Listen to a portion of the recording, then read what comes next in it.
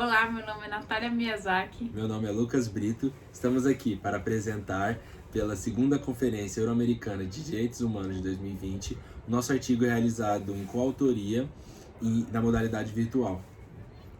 O título do nosso artigo é Policiamento Preditivo e Análise de Caso do Predpool em relação à sua aplicabilidade no ordenamento jurídico. Bom, o tema principal é o policiamento preditivo por meio de algoritmos, onde a partir da análise de dados, de banco de dados, de Big Data, você consegue prever quando e onde, em tese, um crime ou uma atividade ilícita irá ou poderá acontecer. Essa é a ideia principal do policiamento preditivo. Essa pesquisa potencial de risco analisa a ideia de que o algoritmo tivesse um processamento de dados, em que esse processamento de dados viesse de uma coleta de dados imparcial. Só que de uma certa forma, a ideia de prestar atenção principalmente não só no resultado, mas sim do processo, ao invés de simplesmente observar a forma, a dinâmica utilizada dentro do algoritmo, mas como a atuação dele em relação à forma como é apresentado as coletas de dados que são feitas dentro dos Big Data, altera completamente esses resultados, ou seja, as expectativas, na verdade, elas não são superadas, as expectativas são frustradas, porque justamente durante essa análise muitos dos fatos sociais são evidenciados por não ter critérios, primeiramente, para essa avaliação inicial. Isso é o que demonstrou a pesquisa, principalmente da análise do artigo científico de Isaac Luhn, que é o objeto de estudo,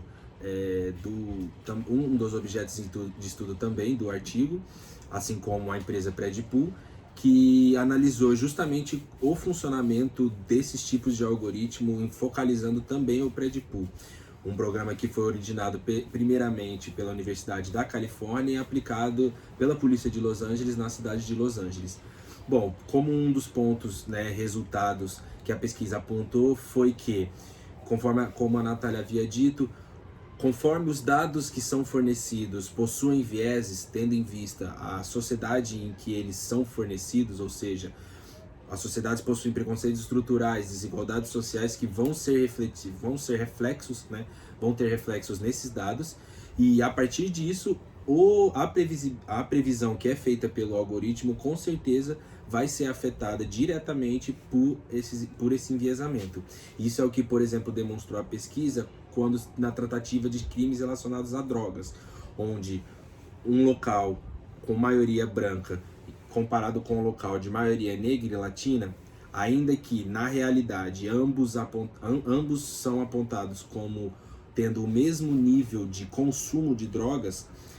pro algoritmo, tendo em vista que nos locais onde negros e latinos já têm um histórico de ocorrências, de ações policiais, de histórico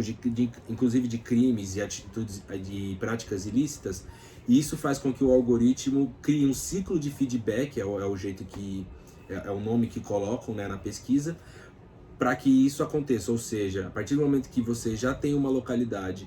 com um índice, um histórico de ocorrências policiais, a partir do momento que esses dados são coletados pelo algoritmo, a sua previsão vai ser provavelmente apontada para esse mesmo local, criando assim uma repetição de ações da polícia, o que acaba por não refletir exatamente a possibilidade de onde o crime vai acontecer. É fundamental salientar a sofisticação dessa leitura e da tratativa dessas informações apresentadas pelo Big Data, principalmente em relação à análise feita com análise de histórico de dados, justamente porque a maioria das decisões feitas, principalmente em relação às decisões policiais, tem um viés preconceituoso e discriminatório extremamente vinculado. Em relação direcionando ao nosso país, no Brasil, a ideia de que essa vinculação seja feita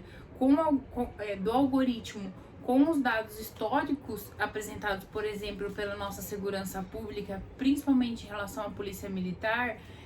gera certas preponderâncias em relação à sofisticação de como esses dados serão analisados, justamente pela tirania em que é tratado esse poder aqui dentro do país. E com isso a gente conclui, né, que pro nosso ordenamento jurídico ser aplicado esse tipo de programa desses tipos de empresas, ainda deveriam ser feitos, né, reformulações, deve ter feito um estudo mais detalhado sobre a sua aplicabilidade, tendo em vista, primeiro, como a Natália mencionou, que a gente é o Brasil é o líder mundial no ranking de violência policial, e além disso a gente tem evidentemente diversos reflexos, né, dos preconceitos e desigualdades estruturais na nossa sociedade. E uma das coisas importantes em salientar em relação a essa ideia de evidenciar os fatos sociais, principalmente em relação à discriminação em minorias, pelo algoritmo, seria salientado, ou seja, seria intensificado essa separação social que já existe, já é estruturalmente difundida na sociedade, para uma perspectiva ainda maior, ainda mais gravosa. Ou seja, a necessidade é clara de um ordenamento jurídico que norteie ou que direcione a aplicabilidade dessas tecnologias, até pelo fato da superestima social em relação a essa análise, passando por cima de diversas ressalvas que são feitas em relação a essa tratativa das informações e a